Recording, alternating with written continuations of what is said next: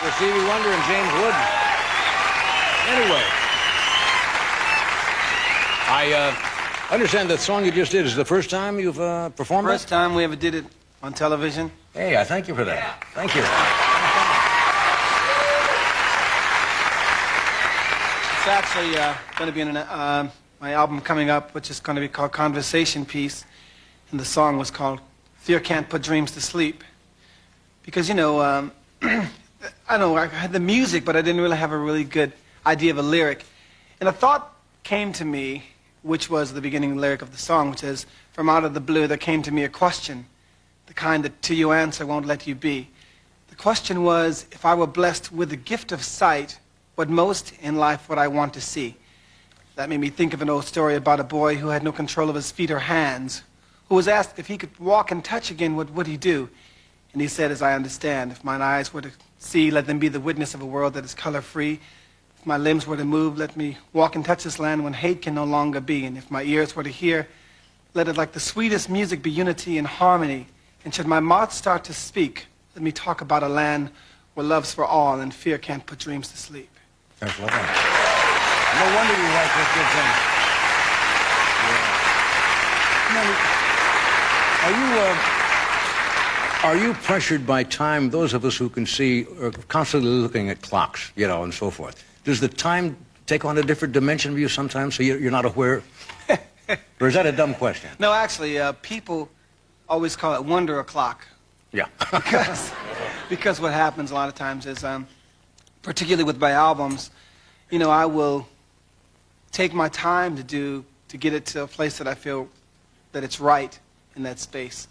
As far as day and night and all that kind of stuff, I mean, you know when the sun comes out that you've been up all night. You know, you know, I mean, obviously, I think what happens with me is, and I was thinking about this because my son, my oldest son, he'll be 15 on the 16th of April, and you know, I remember back when he was like, "Hi, Daddy, how you doing?" I was like, "Hey, what's happening, man?" And you know, when I hear a voice like that, I say, well, how old is that person? So it will take a while for me to really get into the age of the person. I think that once the voice matures, you get to a certain point, you know, it from like 14 to maybe 35, 40, That's then you know, so you really... So you can pick out the age of a person fairly much. To some degree, but obviously, I probably don't get so much into how someone looks or how they are. Right. It's really me judging that by the energy that they might have. Yeah. If they have a youthful How old energy- do I sound? Oh, Johnny, you must be hitting around 24 years That's old. my boy. Well, sorry, you missed it 10 years. What? Well, that's where the sight comes in, Johnny. I'm sorry. Do your kids, you mentioned you have a daughter, right? Didn't she have a birthday? Do they influence what you write in your music?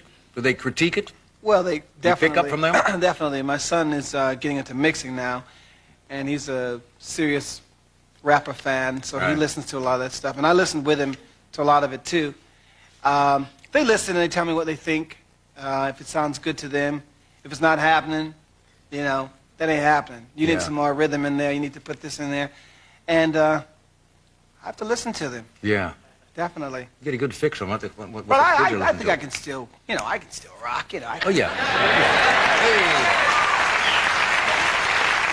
Hey. Did you ever write a love song and some gal thinks it's for her and it's not? It's for somebody else? There was a song I wrote called Oh My Marsha. I wrote for this girl. And I did write it for her. But we got into a little situation where, you know, we didn't see each other in a while, and she met somebody else, and I told her, I have this song for you on my marsh, and I sang it for her. Then, when I found that she had somebody new, I had Sylvia Moore to change the words to Ma Chérie Amour. You took the song back, huh? Oh, that's funny. Yeah. So your tour starts, the worldwide tour that you're going on, the Wonder Tour, starts, May 19th? 19th of May, we're going to do a tour in Europe. It's starting with the symphony orchestra, various orchestras. It's going to be called Natural Wonder. Yeah. And where we're going to do a lot of the songs that I've done throughout the years and some new stuff. and breaking it up into different spots in the show where I will do acoustically things by myself, then some with the group, and then some with the singers in the group, then some with the symphony orchestra in the group. And hopefully at some point in time during that tour, Take Six will also join with me. Oh, great. Big fan of Take Six. Mark. Can you do anything else before you have to leave tonight? Have you been working with your harmonica, by the way? You gave me a harmonica last time, but I don't seem to handle it too well. Really? Yeah. It's just draw, blow, draw. Yeah. That's how you got it. This one. But I want to do a song, actually. I did some research, and I heard this was a song that was a favorite song of yours. This is my first shot doing this as well, but if you all don't like it, you better still clap. Ha, ha, ha. Yeah. So check it out. Doc has kind of helped me with it through.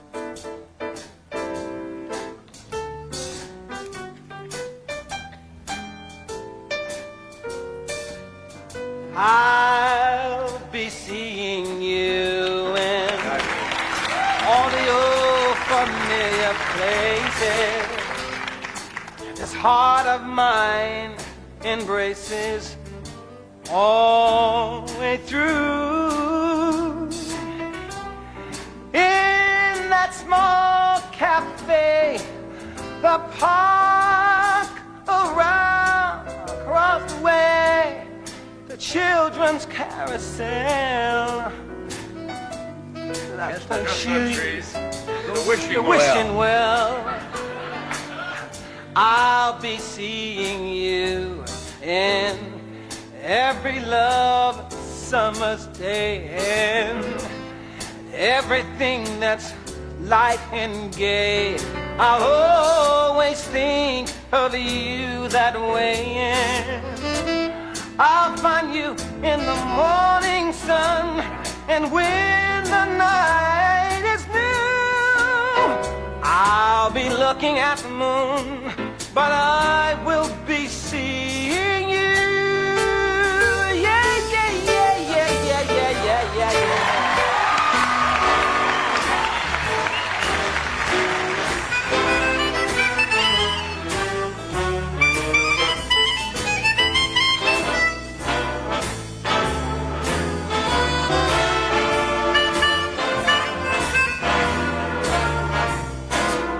I'll find you in the morning sun, and when the night is through,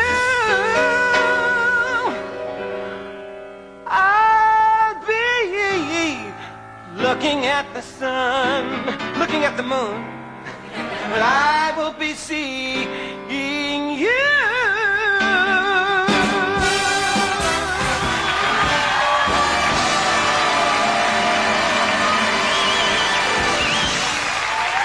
Thank you. Thank you.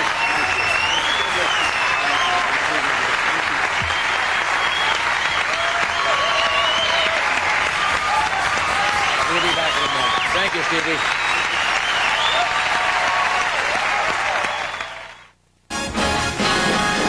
Okay, Ted Koppel's here tonight. I'm sure most of you know that Ted Koppel has been with ABC for 29 years, and for the past 12 years, he's been the superb host of Nightline, a program which in most markets is opposite The Tonight Show. Would you welcome Mr. Ted Koppel?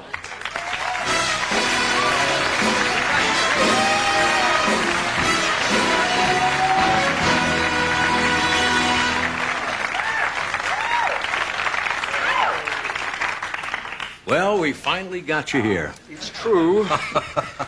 I did. I bought the moose, but it was in England, and I never inhaled it. And incidentally, Johnny, before anything else is said, I know how embarrassed you are about people talking about how much they're going to miss you. As someone who has been getting his brains beat out by you for 12 years, I'm not going to miss you in the least.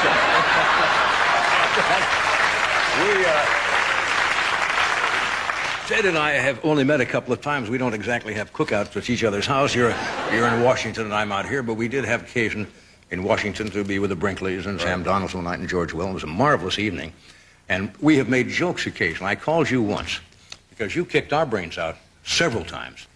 One night in particular, at the height of the Jim Baker, Tammy Faye Baker carryings on, you had You had them both on. Actually, you know, I'm glad you reminded me. I think we got to start doing that. Get out of again. here. And I said, we're going to get killed tonight. And you buried us in the ratings. And I called you the next day.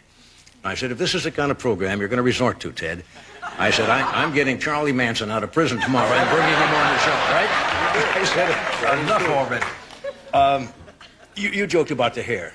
People have made jokes about that before, right? No. Come on. No. They were, you know, it's incredible. To this day, I get about, anywhere from 70 to 100 letters a day. Any given day, I get half a dozen letters about the hair. You're kidding. You know, they just want to know, is it real? Of course it is. I did not know that years ago you were a page during Jack Parr's days in New York City. That's true? As a matter of fact, Ed, do you know who your predecessor was? Quick. Think about it. Who was Jack Parr's counterpart? Hugh Downs. Exactly. Did you know that? Sure. Sure you do. What is this, a quiz, Ted? You're probably the only guy who didn't know that, right?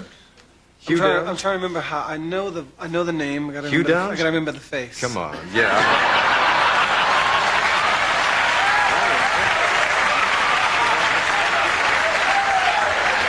See what happens when you get a blind straight man? I mean, you're gonna get killed with that kind of dialogue. With a major talent. Yeah. No, I get questions from time to time, people saying, are you doing what you really want to do? Is this what you started out envisioning? Someday I'll have a show like Nightline? Absolutely. Well, I mean, I didn't think I was going to have a show like Nightline. I wanted to be a front correspondent. Right. From the time I was, I guess, 8, 10 years old. Really. Yeah. But when I was a page, well, before you were doing it, and I was, and arguably, you've got some pages here. Sure. Right? I was the worst page. Didn't care for it. In the history of NBC. No, I loved it. I had a great time. You remember Queen for a Day? Absolutely. Jack Bailey? Jack Bailey. I certainly do. They brought Queen for a Day, Jack Bailey brought Queen for a Day to the old Colonial Theater in New York one time for a 2-week run. And they said to those of us who were pages beforehand, they said, you know, we get about 350 women, and they have some instinct that tells them if they're put up in the balcony, they're not going to get on the show. So they all want to get into the orchestra. You've got to keep these women in line. Right. So we had them standing outside the theater. And I had them all huddled up against the wall. And one of the heads of the guest relations department came by, and I could see him sort of talking to some of the women, and they were all sort of turning around and pointing at me. What I did, there was a crack in the sidewalk. And I told them that NBC, at some considerable expense, had electrified the crack in the sidewalk, and that if they stepped across the crack, you know, there's mild electric shock. So they were all huddled against the wall. Now, not to take advantage of this, but most journalists, not to take advantage, but since this is the only shot we're going to have at this, if I remember at that dinner in Washington, we were talking about various things, and you started talking about Nixon's trip to China. That was about, what, 19... Excuse me, guest 3? You're guest 3. Guest you have, 3, right. This is a classy show. We don't... I always wanted a custom cup of my own. Guest 3 is... And you may take that with you, Ted, if you'd like. I think they're about $1.40 now, but what the hell. Anyway, you were talking about the Nixon trip to China, and you got up and did a little impression of... There is something you need to know about President... You've met him, haven't you? Yes. He was a guest on this show. He's a very, very smart guy. Yes, he is. But he is not terrific at small talk. Any time that Mr. Nixon has to engage in small talk, it ends up being a little bit embarrassing. This was in 1972, when he made his famous trip to China. And he went out to the Great Wall, and Tom Jarrell, who was then our White House correspondent, was on the Great Wall with him, and had an opportunity to just shove a microphone in his face, and he said, Mr. President, what do you think of the Great Wall?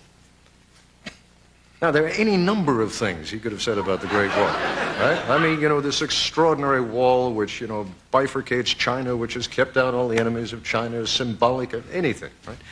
Instead, he says, well, one can only say, upon looking at this wall, that this is truly a great wall.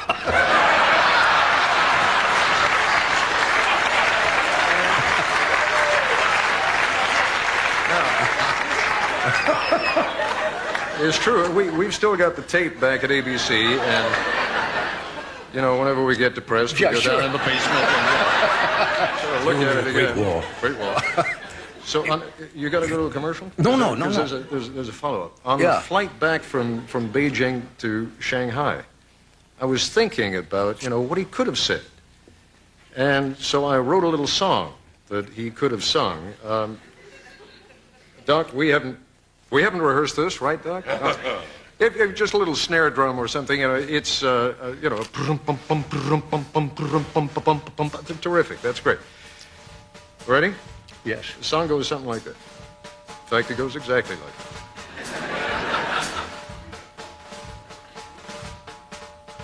It's a grand old wall, it's a long-standing wall, wins the prize for its size and its age. It gave just rewards to the Mongol hordes, drove the kulaks away in a rage. From Beijing to the seas, it has saved the Chinese till the days of the Kuomintang. From Ming to Han and on, the Great War, you can't go wrong. I never thought I'd get that out of you. Well,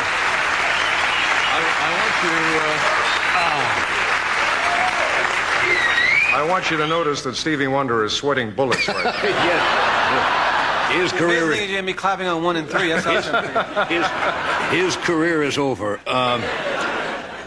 You do I a won't little. play harmonica on your record. I All won't. right, okay. You've talked with Dr. Kissinger a number of times. Yes. Do you ever get the feeling you want to fall into his happens. meter I'll- of speech I'll sometimes? Tell you a quick Kissinger story. It can be a long Kissinger story, but you tell me how much time we got. Whenever Dr. Kissinger went to Saudi Arabia in the old days when he was doing the Middle East shuttle, Right. he would be greeted by the Saudi foreign minister, a fellow by the name of Dr. Sakaf. And Dr. Sakaf would greet him at the plane, and they would walk to the VIP lounge, and they would sip little cups of coffee while the press took pictures. Let me borrow your hand for a minute. And Dr. Sakaf would interlink his pinky with Dr. Kissinger's pinky, and they would sit there sipping coffee with their pinkies interlinked like that, right? And it was obviously intended as a sign of respect and affection. Anyway, we are flying into Saudi Arabia one time, coming in from Cairo. And Dr. Kissinger came back to talk to Dick Valeriani, who was then of NBC News, and me. And it became apparent to us that his fly was unzipped. It was particularly apparent because he was sort of standing there with his leg up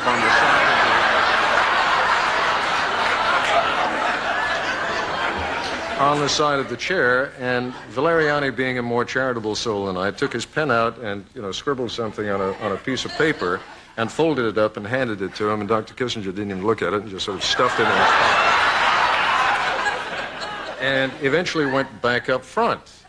About a minute or so later, we heard the sound coming from the front of the plane. It sort of sounded like my 57 Chevy on a cold winter morning.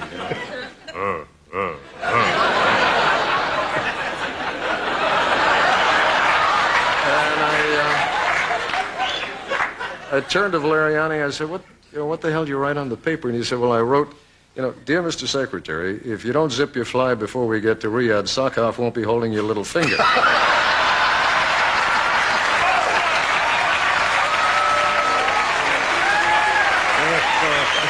We'll be right back.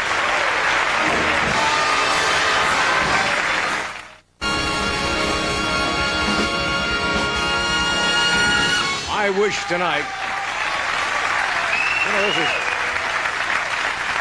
This was the only night that I'd be able to say this. I wish the show was now 90 minutes instead of the old hour. I really do, but we don't have enough time. I'm flattered you'd come, Ted. Stevie, thank you for being here. James, thank you very, very much. Have a great tour. Tomorrow night on for Schwarzenegger, Vidal Melmo, comedian John Bowman. We'll see you then. Good night.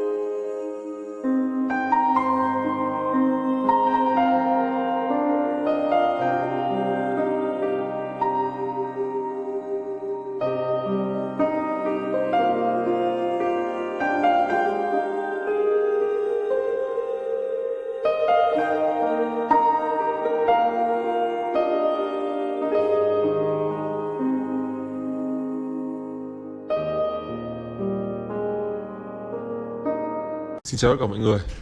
Hôm nay bên em lại về một chiếc xe Hyundai Accent, xe sản xuất 2021, bản đặc biệt 1.4 số tự động, và xe có phiên bản này là phiên bản màu đỏ. Accent là một trong những dòng mà phân khúc hạng B, giá cả rất phải chăng và đẹp. Bạn có thể nhìn thấy mặt ca năng lưới tản nhiệt rất là đẹp luôn, biểu tượng Hyundai. Đèn trước thì rất là thể thao và cũng rất là sáng đẹp. Đấy, xe phiên bản màu đỏ số tự động rất thích hợp cho cả phụ nữ và đàn ông. Đấy.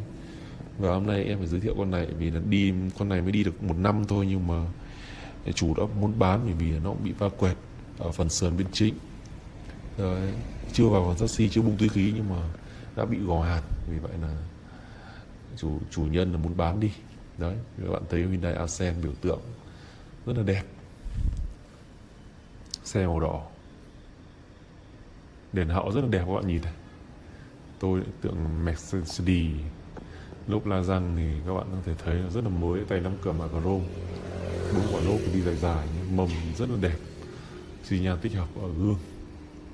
Đấy. Đèn trước có rất là sáng, giải đèn nét, và ở giữa đèn bi. Đấy. Mặt cần lăng các bạn có thể thấy rằng rất là chất luôn, rất đẹp đấy. Nói chung xe này cái dịch chất rất đẹp rồi. Rồi bây giờ em sẽ quay phần nội thất cho mọi người cùng xem. Đấy, bây giờ là hàng ghế trước.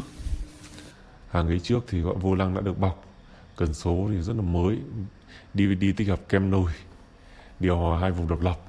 Đấy, loa trầm rất là âm thanh rất nghe rất là hay, da ghế muối rất là đẹp. Hàng ghế sau thì cũng da ghế còn rất là mới, có cả điều hòa sau nhá. Đấy, tất cả mọi thứ vẫn còn nguyên bản ở đằng nội thất, nó rất đẹp. Tuy là ở phần chính thì phần sườn bên chính thì bị va quẹt một chút thôi. Đấy, xe đèn hậu rất là thể thao.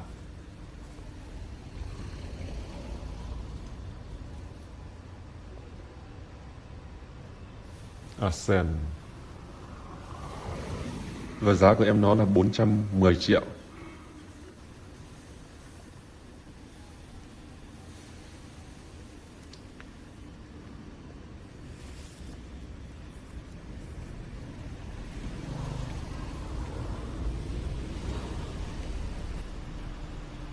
Và các bạn cứ đến trực tiếp xem xe.